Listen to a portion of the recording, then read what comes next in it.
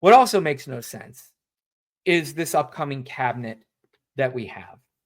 And this upcoming cabinet so far looks like it is,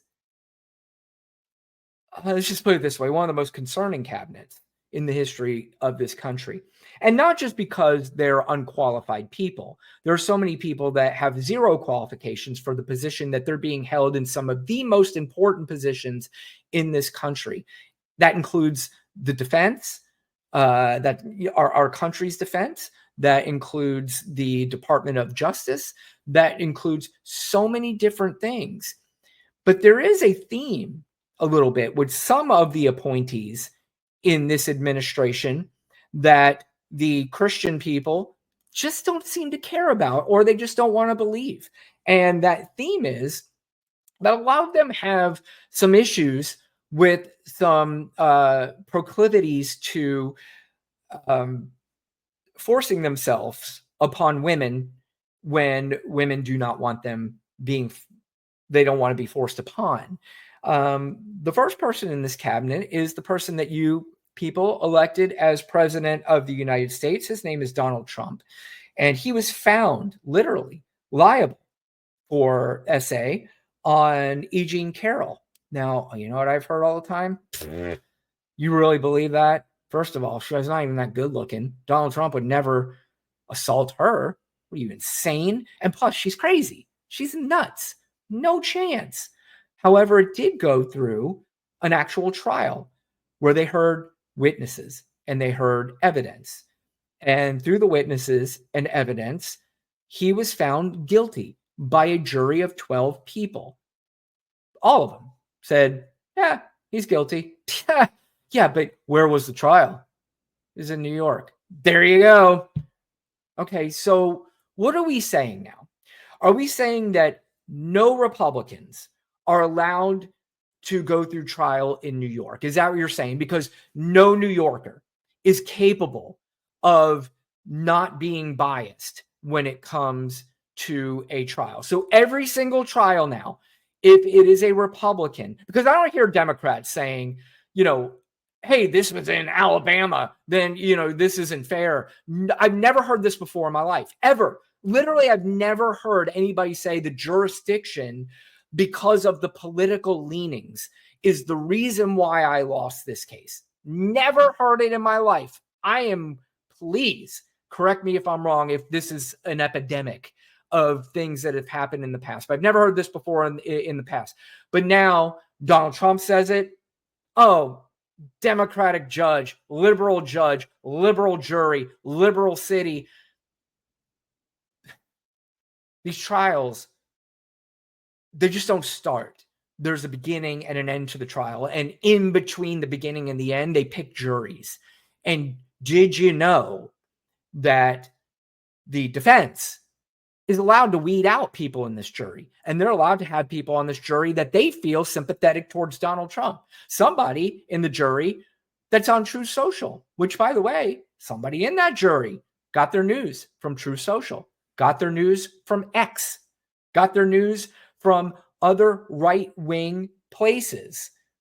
But because it was in New York City and Fox News and the right has already painted New York City as this liberal town that you can't get a fair shake in, which, by the way, another dangerous thing that goes on in this country, when you literally have a news channel that not only is not reporting all the facts about what's happening, they are countering all of them, all in the effort to make sure that their guy gets elected. Now, you could sit here and try to tell me this happens on CNN and MSNBC, but it's nowhere near the same thing. Nowhere near the same thing. Yeah, do you have the Joy Reids, the Rachel Maddows, and all that stuff who will rag on Donald Trump all the time? 100%. There's no question about it. First of all, they don't have the viewership that Fox does. Second of all, they don't do it in a manner. What they'll do is they'll report on Donald Trump and they'll report negative things that they have done the research on and are facts. But Fox News will take facts and they will twist them and say, not only did this not happen, or not only are we not going to tell you the facts, this didn't even happen the way they're saying it. And if it did, The reason why it happened is because they're in that New York City. That's why it happened. Steph, that's my doggy. Do you hear her whining in the background? She's sleeping, and I think she's having bad dreams. So, or maybe she's listening to me, and she's like, "That dude, shut up already. What are you whining about?" But anyway, I want to get back to the list of people on this. So he's also been accused by multiple women before in the past. I'm sure they've made it up too, even though he's on record to say that he's a celebrity and he can go up and he can physically assault women whenever he wants to. He has said this. He's also said that he has walked in on teenage girls getting dressed while they were no clothes on. They were naked.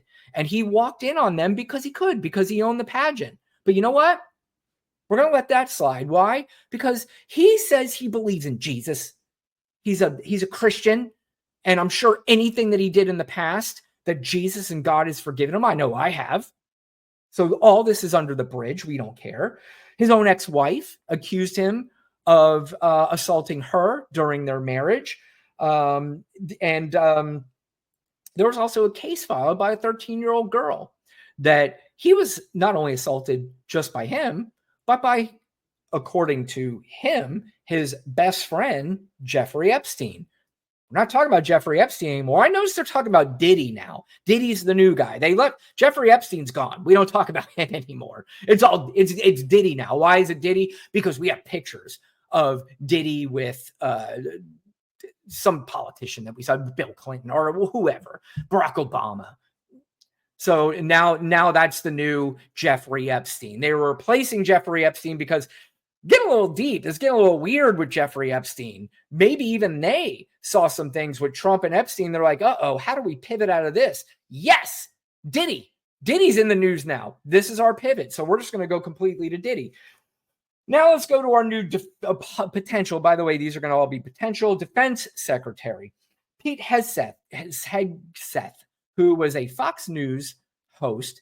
Now, in fairness, he was a captain in the National Guard, and I do thank him for his service in the National Guard. I do also want to point out that just because you are part of the service doesn't make you a good human being. It doesn't automatically give you a pass for being a shitty person.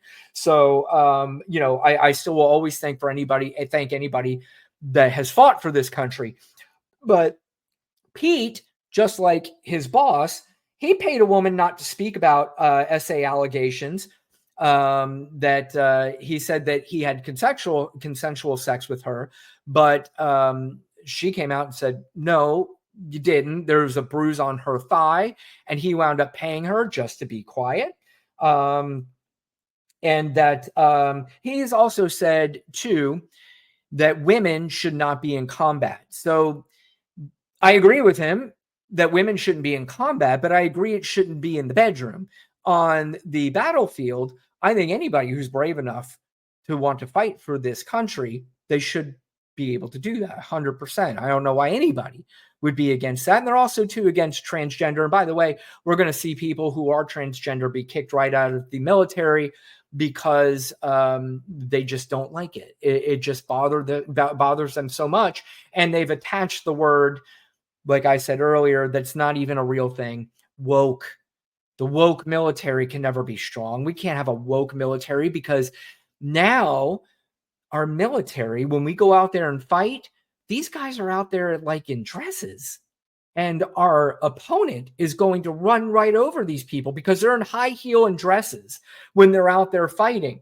So we can't have this wokeness in our military. So we're going to get rid of that. So he's angry at women and say that they're not tough enough to be in battle.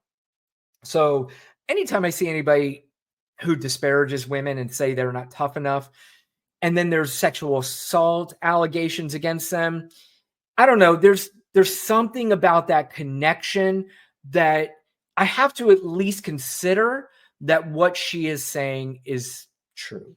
Then you have the head of DOGE, the Department of Governmental, what the hell is it called? Whatever it is. Who cares? It's a made-up position, by the way. It's a made-up position. That's not even a real government position for Donald's new first lady, Melania Trump Musk. He had conduct at SpaceX where Musk treated women as sexual objects to be evaluated by bra size, constant sexual banter, told employees they can find employment elsewhere if they don't subscribe to the animal house environment that they have at SpaceX. If you're not down with me being sexualized towards you, get out. If you don't like the other guys doing it, go find another job. And he also offered to buy a horse for a young lady for an exotic massage. He also paid that woman $250,000 after Elon Musk exposed himself to this woman. That's not it. There's more. We have RFK Jr., who's going to be the head of the Health and Human Services, another guy who has absolutely no experience in health and human services other than conspiracy theories about vaccines, which seems to be a big deal in MAGA and on the right. So if you could find a guy that is got a big name and he's prevalent in the conspiracy theories towards vaccines, then we got to get him as part of this administration. Robert F. Kennedy Jr., he was accused of groping a woman. He later apologized to her through a text saying he didn't remember the incident, but if he ever made her feel uncomfortable, that he did apologize.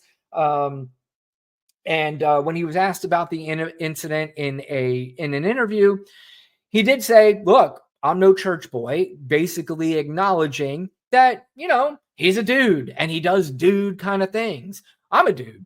And, you know, I like dude kind of things, but assaulting women and doing things against their will, just is not, that's not my alley. I prefer when I speak to a woman and she looks at me and she goes, you know what? I dig this dude. Yeah, sure. Let's do whatever it is, you know, that we find fit to do. That I find attractive. I don't find it exciting. I don't find it a turn on to do something that's against a woman's will.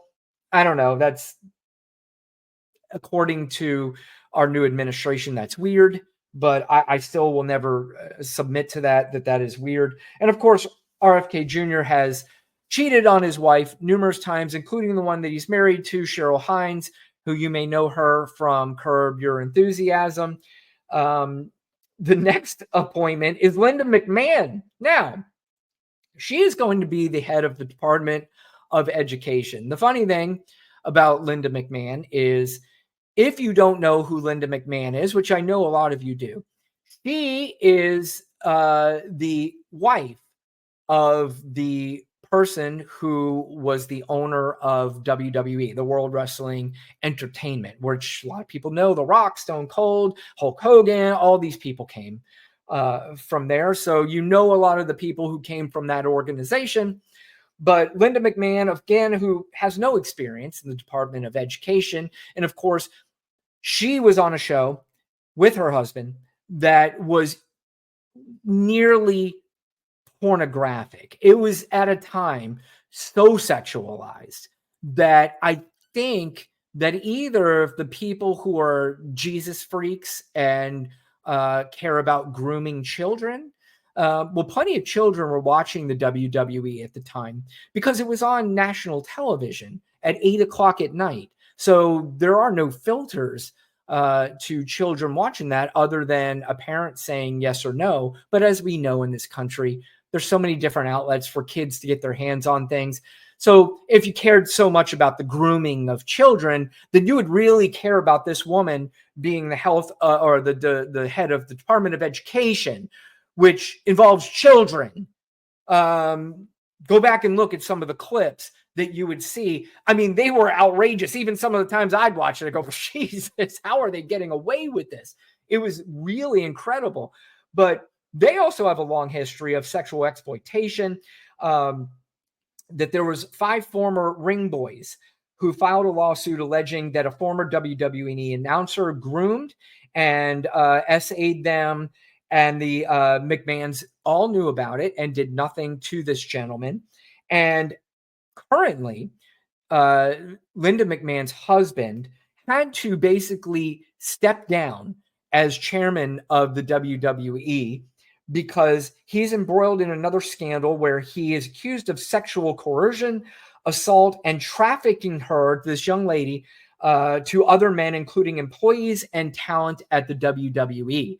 So if you want to be disgusted by the husband of the woman who was just made the Department of Education, read the allegations of this woman on what she is accusing Vince McMahon of doing. Now, of course, we always have to say that accusations are accusations. I mean, they are. There's nothing proven yet, although there's plenty of text messages. In fact, they released some of these text messages that showed a very domineering Vince McMahon towards this woman. So it at least lends some credibility to it, but they're accusations and it's going to go through trial. And I don't know, where are they having the trial? Is that going to matter? I mean, his wife now is part of the Trump administration. So if he's found guilty, it's probably because it's a liberal jury and nobody's ever allowed to have any kind of trial now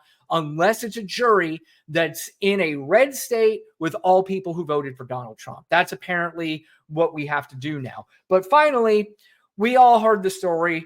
The impending attorney general, the person who is going to make the decisions as to how our country is going to go about prosecuting people who need prosecuting. And that is Matt Gaetz, who is, I don't know, he has some lawyer experience.